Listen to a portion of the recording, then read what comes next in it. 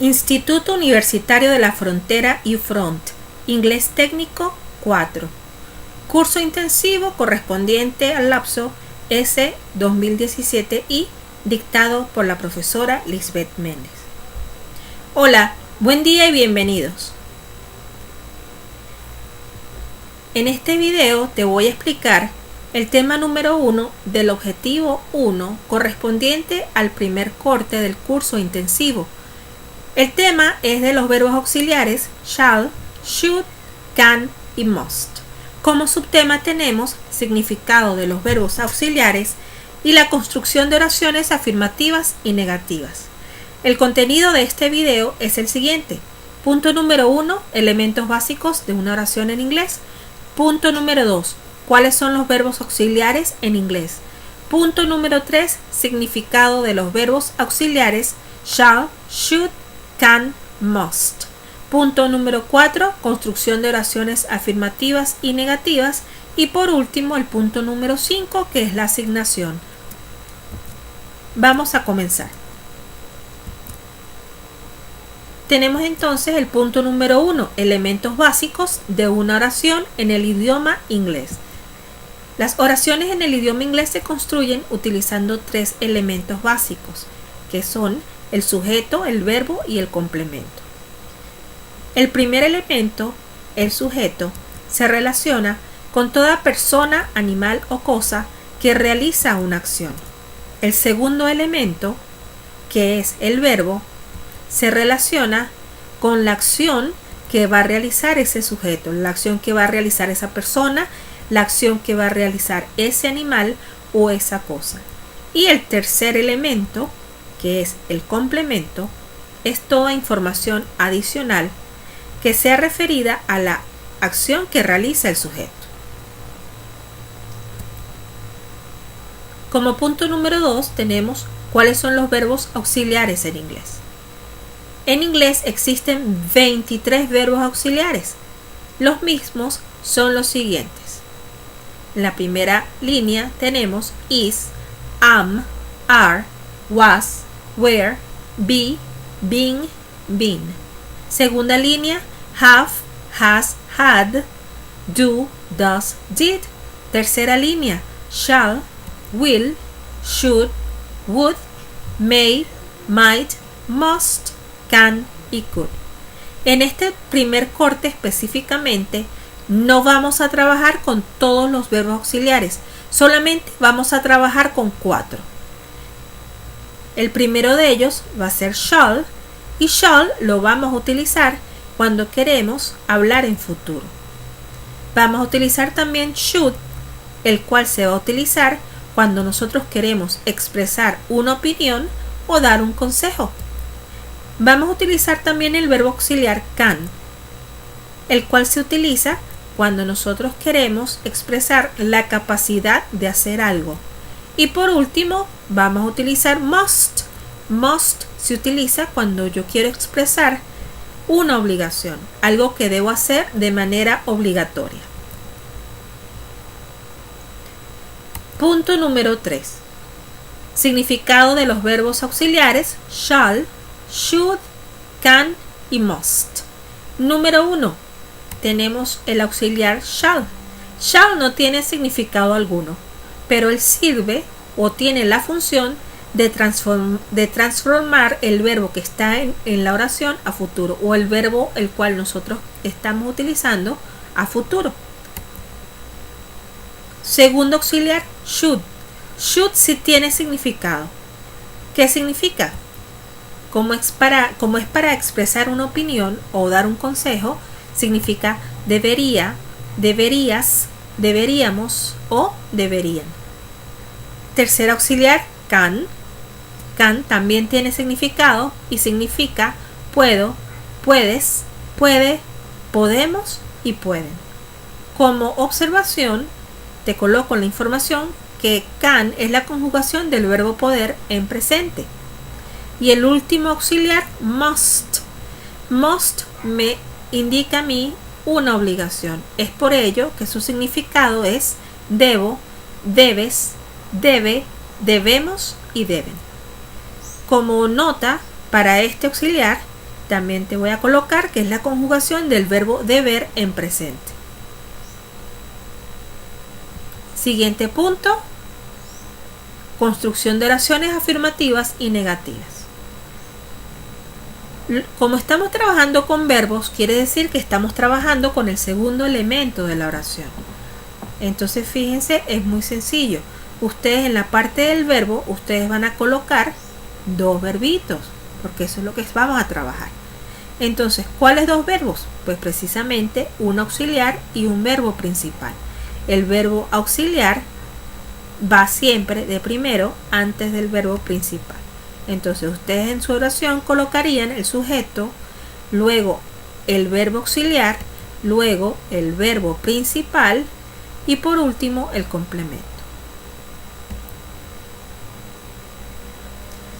Tenemos aquí unos ejemplos, oraciones en futuro. Tenemos yo correré en el maratón mañana, tú trabajarás con los niños el sábado, él traerá su laptop. En español, estos ejemplos están en futuro. Para convertir o para traducir estas oraciones al inglés, yo debo utilizar un auxiliar, un verbo auxiliar que me indique o que me transforme la oración a futuro. Nosotros en español no utilizamos verbos auxiliares para transformar las oraciones o los verbos a futuro, porque lo que hacemos es colocarle una terminación al verbo. Pero fíjense cómo va a quedar en inglés. La primera, que dice yo correré en el maratón mañana, ustedes colocan su sujeto I, colocan el verbo auxiliar shall, colocan el verbo principal run y luego colocan el complemento in the marathon tomorrow. Tú trabajarás con los niños el sábado. Me quedaría you, y para decir trabajarás coloco mi verbo auxiliar shall y coloco mi verbo principal work. You shall work with the children on Saturday. Y para decir él traerá su laptop, traerá está en futuro, entonces ustedes deben colocar el verbo auxiliar, que es para futuro, que es shall, seguido del verbo principal bring, que es el verbo traer. He shall bring his laptop. Ejemplos de oraciones con should. Tenemos los mismos ejemplos anteriores. Estamos aquí dando consejos. Yo debería correr en el maratón mañana. Es una opinión que se está expresando o un consejo. Tú deberías trabajar con los niños el sábado. Él debería traer su laptop. Fíjense que aquí en este caso sí tenemos una misma estructura de sujeto, verbo auxiliar, verbo principal y complemento. Tal cual me quedaría en inglés. I should run in the marathon tomorrow. Tú deberías trabajar con los niños el sábado. You should work with the children on Saturday. Él debería traer su laptop. He should bring his laptop. Ejemplos de oraciones con can. Yo puedo correr en el maratón mañana. Tú puedes trabajar con los niños el sábado. Él puede traer su laptop. Quiere decir que expresa la capacidad. Yo puedo correr en el maratón, tengo esa capacidad de hacerlo porque estoy entrenado, porque soy deportista. Tú puedes trabajar con los niños el sábado porque uno está en la capacidad de hacerlo. Él puede traer su laptop, está en la capacidad de hacerlo. Bien, entonces fíjense que trabajan igual que en español. Colocan su sujeto, verbo auxiliar, verbo principal y complemento. I can run in the marathon tomorrow. La siguiente, you can work with the children on Saturday. Y la última, él puede traer su laptop. He can bring his laptop. Ejemplos de oraciones con must. Must, recuerden que es para expresar una obligación. Yo debo correr en el maratón mañana. Y aquí no hay opciones. Esto no es opcional. O sea, hay que hacerlo porque sí. Yo debo correr en el maratón mañana. Tú debes trabajar con los niños el sábado. Él debe traer su laptop. Entonces, es la misma estructura en español que en inglés. Colocan su sujeto, su verbo auxiliar, su verbo principal y su complemento. Yo debo correr en el maratón mañana. I must run in the marathon tomorrow. Tú debes trabajar con los niños el sábado. You must work with the children on Saturday. Él debe traer su laptop. He must bring his laptop. Construcción de oraciones negativas. Para las oraciones negativas, ustedes colocarían el auxiliar en negativo. El auxiliar en negativo de shall es shall not, no tiene contracción alguna. El auxiliar negativo de should sería shouldn't, le agregan n apóstrofe t. El auxiliar en negativo de can sería can't, agregándole apóstrofe t porque él ya termina en n. Y el auxiliar negativo de must sería mustn't, agregándole n apóstrofe t. A las oraciones, cuando hablamos de oraciones negativas, se dice que una oración es negativa porque lleva la palabra no en el verbo, como está en la columna número 2, donde está la flecha y luego la columna 2. Fíjense aquí las oraciones negativas me dice, ella no irá a clase, ella no debería ir a clase, ella no puede ir a clase, ella no debe ir a clase. Bien, y las oraciones afirmativas, las que tengo en la columna 1, que son las normalitas que siempre comenzamos a trabajar. Bien, ¿cómo me quedaría esto en inglés? Muy sencillo. Fíjense, la columna número 3 es la oración afirmativa en inglés. She shall go to class.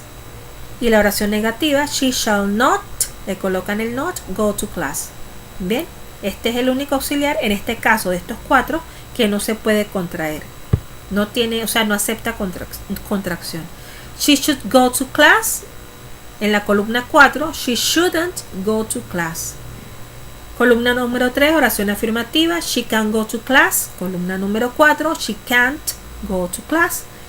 Columna número 3, she must go to class. Columna número 4 está negativo, she mustn't go to class. Bien, punto número 5 es el recordatorio que deben ir al aula virtual para la asignación. El aula virtual es www.edumi.com.